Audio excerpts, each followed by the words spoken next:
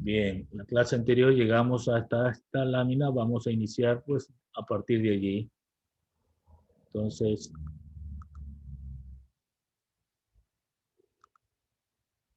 tenemos las leyes dinámicas de Newton. Habíamos dicho que estas leyes son tres: la ley de la inercia, la ley de la fuerza en el movimiento acelerado y la tercera, pues, ley de la acción y reacción. Todas estas leyes se cumplen en actividades cotidianas que a veces no la analizamos o no visualizamos, pero una vez que él tenga la explicación de cada una de ellas, va a entender que son las leyes que se aplican generalmente en alguna actividad que usted normalmente realiza. Vamos a ver la siguiente lámina. Explicamos la ley de la inercia. Establece que todo cuerpo continuará en su estado de reposo o en movimiento rectilíneo uniforme, a no ser que sea obligado a cambiar su estado por fuerzas netas o externas aplicadas sobre él. Se explica en la lámina que el término inercia es la tendencia de un cuerpo masa a resistir un cambio en su movimiento. Esta expresión de inercia aplicada a la ley de Newton puede simbolizarse como la sumatoria de fuerza igual cero. La idea de esto es que cuando usted, por ejemplo, toma un autobús para irse a algún lado, inicialmente ese vehículo está en reposo. Se ubica usted en un asiento y usted, igual que el vehículo, está en reposo. Pero vamos a suponer que se sube el conductor y arranca bruscamente. Lo que hace el conductor es poner en movimiento al vehículo, pero usted que está sentadito no tiene cómo hacer que se ponga en movimiento. Es decir, usted siente el efecto de que el vehículo entra en marcha o entra en movimiento cuando se va hacia atrás. Entonces, ese hecho de irse hacia atrás es lo que establece la ley de la inercia. Todo cuerpo que está en reposo tiende a seguir en reposo. Es decir, se niega, al igual que el vehículo, a moverse. Entonces, esa negación o esa resistencia al cambio es lo que se llama inercia. Lo mismo, si el vehículo está moviéndose, por ejemplo, a 70 kilómetros por hora, y el conductor frena bruscamente, ¿qué pasa con los pasajeros? Se van hacia adelante, ¿verdad? Se van hacia adelante por esta ley de la inercia, porque el conductor lo que hace es parar al vehículo, pero no a los pasajeros, porque tanto el vehículo como los pasajeros estaban moviéndose a 70 kilómetros por hora. Esa es la razón de por qué es la explicación que da la ley de la inercia, que fue formulada por Isaac Newton. Por eso se llama primera ley de Newton, ley de la inercia. Todo cuerpo que está moviéndose tiende a seguir moviéndose. Aunque vaya en el vehículo y el conductor frene, el Bueno, hacer una pasajero va pregunta, a no hay que seguir copiar. moviendo. Correcto. En todo caso, No hay que siempre copiar. va a salir despedido en línea recta. No es que va a salir despedido formando curvas. No, va en línea recta. Eso se nota claramente cuando el vehículo toma una curva, el conductor hace girar la rueda para que vaya sobre la pista, toma la curva. Los pasajeros sienten una fuerza hacia un lado, es decir, se niegan a tomar la curva, quieren seguir viajando, pero en línea recta. Entonces, todo cambio se resiste el pasajero a tomarlo. Y eso es lo que explica la ley de la inercia. Un cuerpo está en movimiento, sigue en movimiento mientras no ocurra una fuerza externa. ¿Sí? Y eso lo hace siguiendo las leyes del movimiento rectilíneo uniforme. Quiere Una mantener... pregunta, profe, no hay que copiar nada. No, solo observe. Esto es la explicación que se da a la ley de la inercia. Tenga en cuenta que cuando le digan suma de fuerza igual 0, está aplicando esta ley, ley de la inercia. La segunda ley de Newton, que se llama ley de la fuerza para un movimiento acelerado. Generalmente se dice que la fuerza es directamente proporcional al producto de la masa por la aceleración. Eso significa que entre más fuerza exista, más aceleración adquirirá el vehículo. En la figura de la lámina, usted ve 3 muñequitos que están alando a un vehículo. Significa que hay una fuerza proporcionada por esos 3 muñequitos. Pero si le agregamos uno más, 4, como el que sigue, la fuerza será mayor. Consecuentemente, el vehículo entrará en una mayor aceleración. Si le seguimos aumentando, otro muñequito más, significará que habrá mayor fuerza y consecuentemente habrá más aceleración. Esta es la segunda ley de Newton. Se conoce también como la ley fundamental de la dinámica y se expresa mediante una fórmula. F igual a M por A. ¿Qué significa eso? Que la fuerza es igual al producto de la masa por la aceleración. La unidad de medida en el sistema internacional que resulta al aplicar esa fórmula se llama Newton, en honor a quien formuló esta ley, que es Isaac Newton. Entonces, la unidad de medida para la fuerza en el sistema internacional es el Newton. Recuerde, en honor a quien descubrió o formuló la ley. Un análisis gráfico de la segunda ley dinámica de Newton. Tenemos 3 casos: para masa constante, para aceleración constante y para fuerza constante. En el primer caso, tenemos un plano donde el eje vertical es fuerza y el eje horizontal es aceleración. Si fuera eso un análisis de laboratorio, vamos a obtener una recta inclinada que nos señala una pendiente igual a la masa. De ahí entonces que deducimos que la masa es igual a la fuerza dividido para la aceleración. O la pendiente de la recta, que equivale a la masa, resulta de dividir los valores de fuerza para la aceleración. En el segundo caso, consideramos la aceleración constante. Entonces, en los ejes va a estar la fuerza y la masa. Eso es lo que ocurre cuando la aceleración es constante.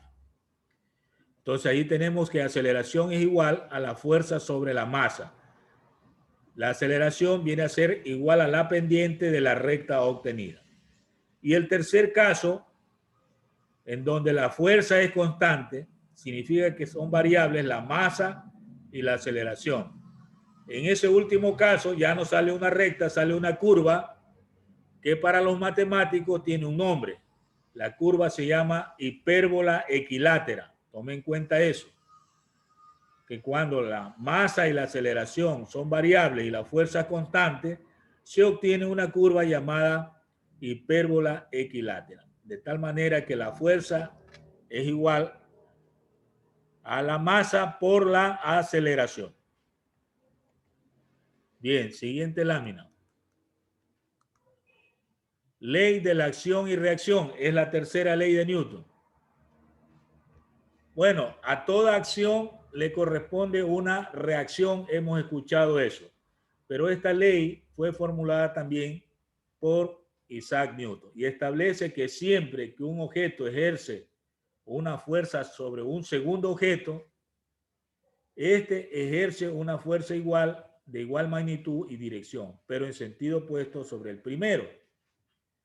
Con frecuencia, como se menciona, se enuncia así: a cada acción siempre se opone una reacción igual, pero de sentido contrario. En fórmula se expresa F1 igual a menos F2, siendo F1 la fuerza de acción y F2 la fuerza de reacción. En la imagen se muestra el lanzamiento de una pelota, de un jugador de pelota. Entonces hay la acción y la reacción. Cuando usted aplique a un objeto, a una persona o animal una fuerza, eso es acción, pero siempre espere una reacción de eso. Así que usted puede recibir la misma fuerza que aplica en sentido contrario. Pongamos un ejemplo. Si usted está en patines, rodando en su sala, en patines, y alguien toca la puerta, usted se acerca a abrir. Para abrir la puerta, usted aplica una fuerza. Esa es acción. Pero el momento que abre la puerta, por ejemplo, alándola hacia adentro, usted sale despedido hacia afuera. Esa es la reacción. O sea, la puerta le aplica una fuerza a usted contraria. Y como no está en zapatos pisando el suelo, sino en ruedas, en patineta, usted sale en sentido contrario al movimiento de la puerta. Si la puerta abre hacia afuera, usted sale hacia adentro. Si la puerta abre hacia adentro, usted sale hacia afuera. Lo mismo cuando usted está navegando en un bote. Para que el bote avance, usted tiene que aplicar una fuerza con el remo a la superficie del agua. Esa fuerza que aplica se llama acción. La reacción es que el bote sale en sentido contrario a la fuerza. O sea, el agua o la superficie del agua le está aplicando al bote una fuerza de reacción en sentido contrario a la que usted aplica. Muchas veces ha ocurrido accidentes por eso. Vamos a suponer que un bote llega a la orilla y en este caso la persona que está en el bote quiere saltar a la orilla. El momento que usted salta, aplica una fuerza al bote en sentido contrario al salto. Entonces, usted puede caer en el agua, no en la parte de la playa o la orilla, porque el bote se le mueve hacia atrás el momento en que usted aplica una fuerza para saltar. Entonces, hay la reacción y cae usted en el agua. Cuidado, se moja. Ley de acción y reacción en todo caso. Cuando usted dispara un proyectil, la fuerza de acción provoca una reacción en el que dispara, es decir, lo lanza hacia atrás. Si es un fusil o una metralla, usted puede caer al piso si no está bien parado. Entonces hay lo que se llama en esta cosa de balística el culatazo, es decir, le puede pegar a usted en el momento que dispara un golpe hacia atrás y puede caer. Hay muchos accidentes de eso. Entonces, casi en algunas actividades que usted realiza diariamente, hay la acción y reacción. Al caminar, al correr, al saltar, al tocar una puerta, es decir, en algunas actividades que usted realiza diariamente, se aplica esta ley, ley de la acción y reacción, formulada por Isaac Newton. Muy bien, tenga cuidado entonces cuando aplique fuerzas. Algunas fuerzas cotidianas. Algunas fuerzas cotidianas.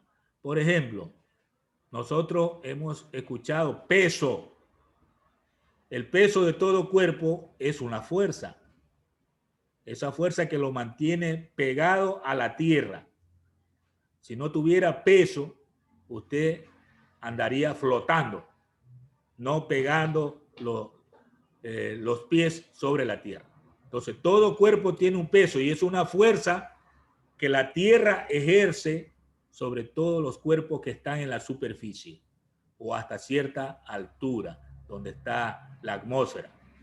Si usted está en la terraza de un edificio, cuidado, salta al vacío, porque por la fuerza que ejerce la tierra, que se llama peso, usted va a llegar a la superficie inmediatamente, a estrellarse.